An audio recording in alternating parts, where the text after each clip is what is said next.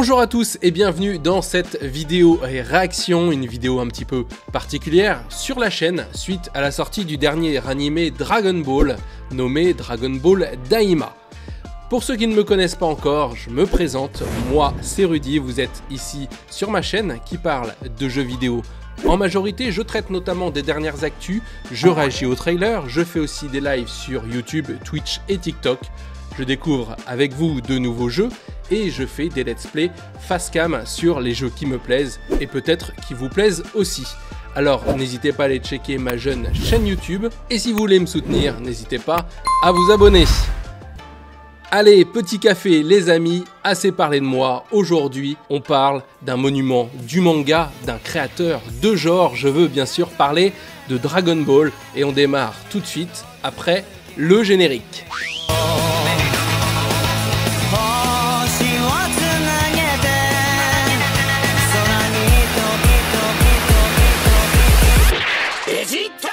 En 2004, la saga Dragon Ball fête ses 40 ans d'existence et à cette occasion, ils nous sortent un 6e animé.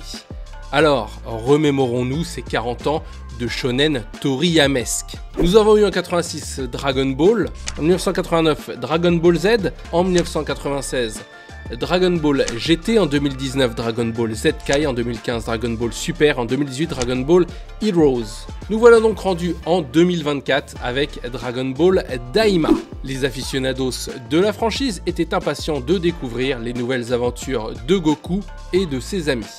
Et si vous n'avez pas encore vu le premier épisode de Dragon Ball Daima et que vous voulez vous refaire comme moi tous les animés Dragon Ball et compagnie, eh bien mon partenaire propose un abonnement Crunchyroll pour moins de 4 € par mois. Ce serait dommage de passer à côté, donc je vous laisse avec mon partenaire et on se retrouve juste après pour la suite de la vidéo.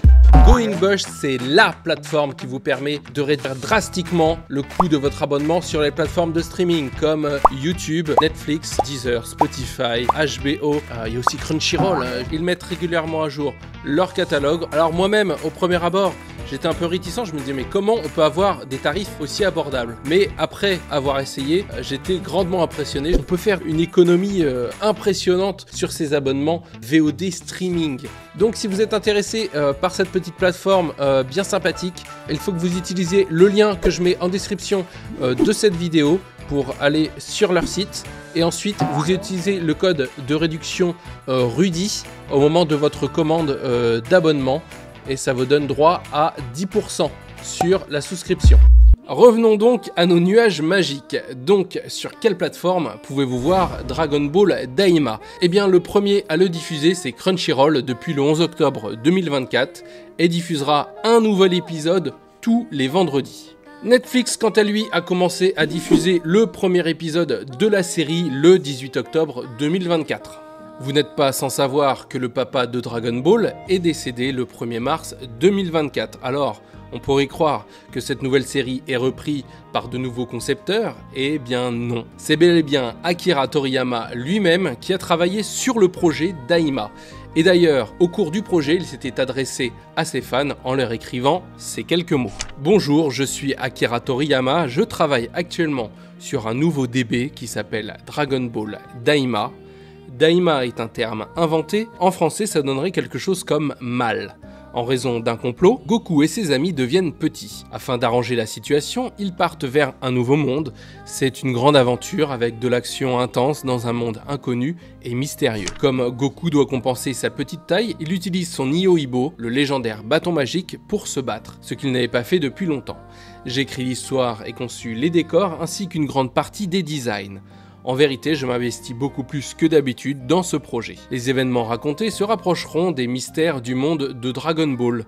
J'espère que vous apprécierez ces combats différents, mignons et puissants. Voilà donc que Toriyama Sensei nous a conté clairement le synopsis de l'histoire. Et me voici aujourd'hui pour vous donner mon avis après avoir regardé les 2 premiers épisodes.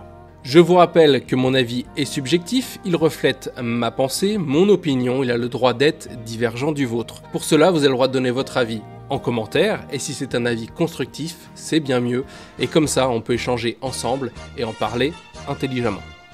Alors, commençons par le premier épisode nommé Complot.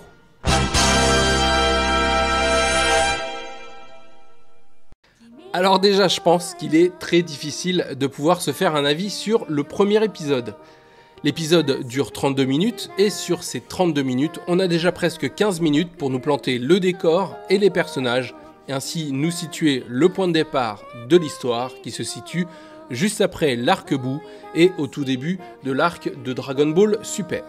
Pour ça, on nous présente le nouveau roi démon nommé Goma, qui prend place suite à la mort de Dabra, tué par Majin Buu, et on voit tout ça depuis les yeux de Goma, qui découvre stupéfait la force impressionnante de Goku et de ses amis. Toute la scène se passe dans le palais de Goma, qui est constitué d'une dizaine de piliers, et d'un fauteuil royal au centre de la pièce. Tout le reste est dans la pénombre.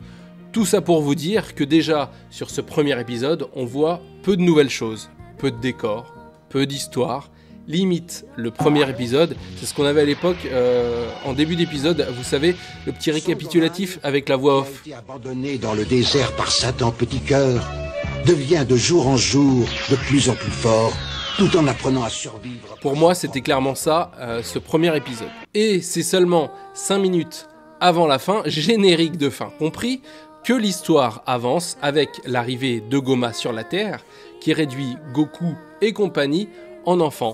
L'épisode s'arrête là. Bon, c'est l'occasion pour moi de vous parler du design des persos, à rapetisser qui me fait d'ailleurs penser à des persos chibi, petit corps, grosse tête.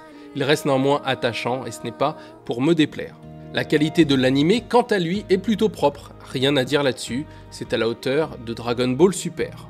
Donc, comme je vous le disais, pas facile de se prononcer sur ce premier épisode et dire « Ah ouais, cette nouvelle saga, ça va être une dinguerie !»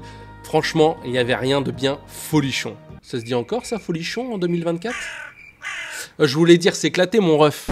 Je vois clairement ce premier épisode comme le début de la saga GT qui commence, vous savez, avec Pilaf qui veut dominer le monde et qui malencontreusement transforme Goku en enfant.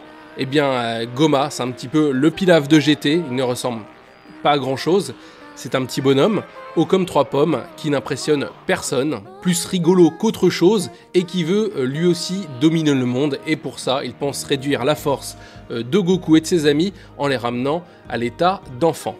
Grossière erreur. Donc je crois franchement que la comparaison avec GT ici est flagrante, non ?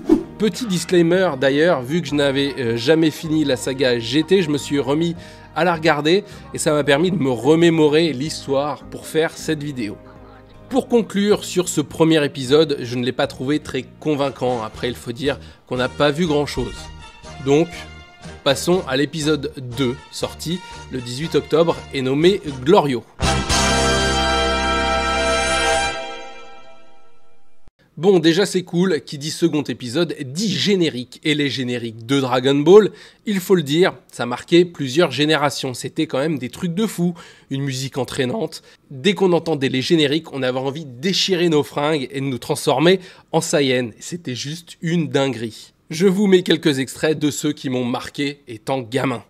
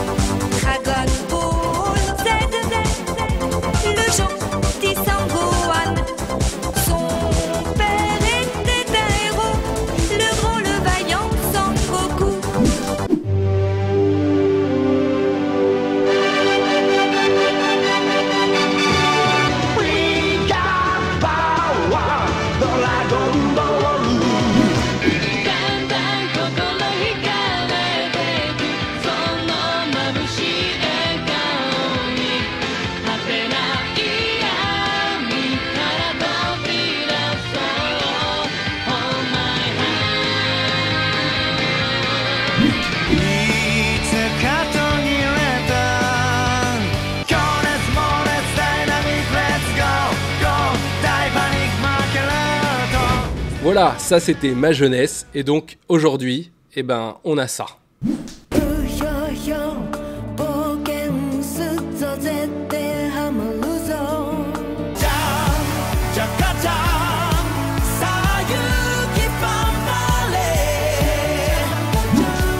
Mais sérieux, c'est quoi ça? On dirait la musique d'attente chez mon proctologue. Je crois que je me la mettrais en sonnerie de réveil, que ça me réveillerait même pas. Attends. Non mais j'ai réussi à m'endormir pendant le générique, sans déconner. Je me suis réveillé, j'ai été rendu à la 17ème saison de One Piece. Ah bah le mec qui fait des insomnies, tu lui mets le générique, tu deviens son meilleur pote, hein. Dose, ça, dose. 3e dose. Non mais Sandek, j'espère sérieusement que le générique va changer pour les prochaines saisons. Je sais pas, il y a moyen de faire un truc de fou, regarder Demon Slayer. J'adore les génériques, je ne les passe jamais, mais là, alors là... Après c'est vrai, parfois il y a des génériques plus calmes, plus posés que d'autres, ok. Mais là, c'est le retour de la saga. Après la mort d'Akira Toriyama, fallait faire un truc dantesque, bordel. Bref, le générique, déjà, pas convaincu au premier abord, parce que plus je l'écoute, et plus je l'apprécie. C'est quand même un truc de fou, même si je trouve qu'il manque clairement de peps, et ça, c'est indéniable. Allez, passons à l'épisode. Donc dans celui-ci, on avance un petit peu plus dans l'histoire. On en apprend un peu plus sur les personnages démoniaques, comme Degesu et Neva, le Namek légendaire. Plutôt intéressant, jusqu'à arriver au passage où, pour suivre le roi des démons dans son royaume, ils vont avoir besoin de récupérer un vaisseau abandonné il y a bien longtemps, et ils vont devoir, bien entendu, le retaper. Allô Bulma, il y a du boulot pour toi.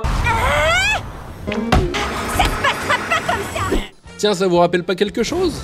Ça ressemble quand même à du réchauffé tout ça. Ensuite, Son Goku, voyant en s'entraînant qu'il manque un petit peu d'allonge, décide d'aller récupérer son vieux bâton chez Maître Karine, puis chez Kame Sennin. Encore une bonne façon de se remémorer les anciennes sagas. Bon, on connaît la longueur de la saga Dragon Ball avec des combats sur 15 épisodes, et encore une fois, histoire de faire un petit peu de suspense, c'est seulement à la toute fin de cet épisode d'environ 24 minutes qu'un étrange personnage nommé Glorio débarque à la rencontre de nos héroïnes pour demander de l'aide auprès de Goku afin de vaincre Goma. C'est là que Kaioshin nous prévient que Goma n'est pas un ennemi à prendre à la légère, il serait d'après lui plus puissant qu'il n'y paraît et très rusé.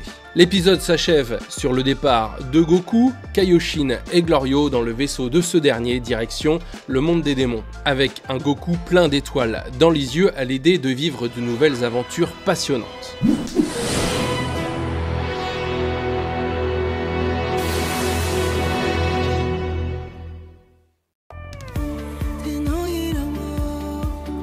Générique de fin, pas ouf non plus, hein. Donc, que dire?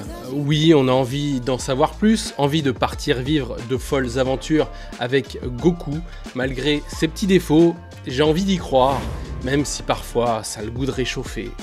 Il va nous falloir plus d'épisodes pour donner un avis définitif. Mais en attendant, j'espère pouvoir revivre ce que j'ai vécu à l'époque avec la première saga Dragon Ball, une aventure palpitante. J'espère y découvrir de nouvelles transformations phénoménales et toujours dans un esprit shonen, découvrir un Goku prêt à tout pour se surpasser. Mais ce qui nous tiendra en haleine, je pense, c'est d'y découvrir de nouvelles choses, sortir un petit peu de sa zone de confort avec autre chose que des pseudo-histoires qu'on a déjà vues.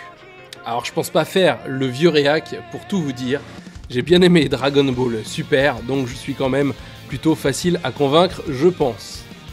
Voilà, c'était mon avis, nous arrivons à la fin de cette vidéo. Mais attends, tu vas où là? T'es sérieux? Si cette vidéo t'a plu, n'oublie pas de lâcher un like et de t'abonner à la chaîne. C'est la moindre des choses pour récompenser les petits créateurs comme moi. Donc n'hésite pas aussi à me dire en commentaire ce que tu as pensé de ces premiers épisodes, si toi aussi tu es convaincu ou non de l'avenir de cette nouvelle série, et si tu veux que je fasse une vidéo pour les prochains épisodes de Daima, dis-le moi. Tu peux aussi aller voir mes autres vidéos que je te mets sur le côté, et moi en attendant, je vous dis à très bientôt, car comme vous le savez, Dragon Ball et les jeux vidéo n'attendent pas. Ciao!